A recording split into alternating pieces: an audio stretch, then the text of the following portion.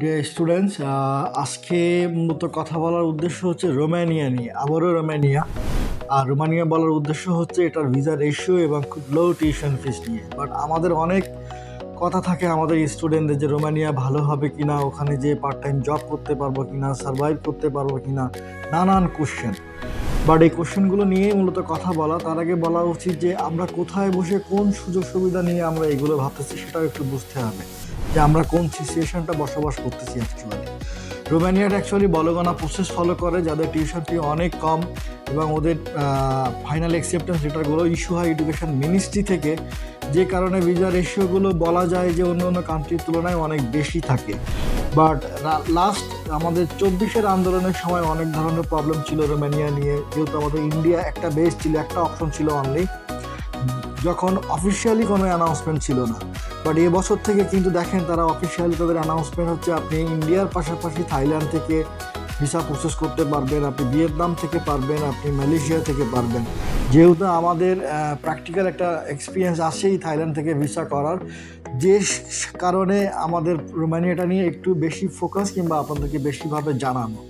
যাদের মোটামুটি IELTS score নেই তারা রোমানিয়ার প্রি-পার্টি ইয়ার অ্যাপ্লিকেশন করতে পারেন। যাদের আইএলটিএস 5 আছে, আমাদের লাস্ট ভিসা উঠছে যেটা, সেখানেও কিন্তু আইএলটিএস 5 দিয়ে মাস্টার্স প্রোগ্রামে। সো এই সুবিধাগুলো চাইলে আপনিও নিতে পারেন। অ্যাপ্লিকেশন অলরেডি ওপেন 2026 ইনটেকের জন্য। আর নর্মালি এখানে টিউশন ফিগুলো আসে 2200 থেকে 3000 ইউরোর মধ্যে আপনি পাবেন। যদি আপনি রোমানিয়ান ল্যাঙ্গুয়েজ প্রোগ্রাম যেটা প্রি-পার্টি ইয়ার বলে অনেকেই, এখানে আপনি পাবলিক ইউনিভার্সিটিগুলোতে 2200 ইউরোর মধ্যে আপনি কভার করতে পারবেন। যদি আপনার আইএলটিএস না থাকে এই প্রোগ্রামগুলোতে অবশ্যই আপনি করতে পারেন। ভিসা রেশিওগুলো অলমোস্ট সিমিলার, বা এমন একটা সময় ছিল মেইন প্রোগ্রামের চেয়ে এই কোর্স ল্যাঙ্গুয়েজ কোর্সের ভিসা রেশিও আরও অনেক বেশি ভালো ছিল। আর মেইন প্রোগ্রামে যদি আপনার অ্যাপ্লিকেশন করতে চান সেখানে মিনিমাম আইএলটিএস আপনাকে 5 থাকলেও থাকতে হবে। অনেক ইউনিভার্সিটি ইন্টারনাল টেস্ট দিয়েও কিন্তু আপনি আপনার অ্যাডমিশন পার্টটা কমপ্লিট করতে পারেন। বাট ভিসা পাওয়ার ক্ষেত্রে আইএলটিএস 5 মিনিমাম থাকাটা আমার কাছে মনে হয় যে অনেক ইম্পর্ট্যান্ট একটা ইস্যু, ফ্যাক্ট এখানে। সো এখানে টিউশন ফিগুলো আপনি মোটামুটি 2200 থেকে মাস্টার্স প্রোগ্রাম নিয়ে যদি কথা বলা হয় 4500 ইউরোর মধ্যেই আপনারা কাভার করতে পারবেন। আর প্রাইভেট ইউনিভার্সিটিগুলো 4-4.5-এর মধ্যে কাভার করা যায়। বাট যদি আপনি এই মার্চের মধ্যে অ্যাপ্লিকেশন পার্টটা কমপ্লিট করতে পারেন তাহলে সেখানে আর্লি বার্ড স্কলারশিপ পাওয়ারও সুযোগ আছে, এবং সেটি হচ্ছে 700 ইউরোর মতো।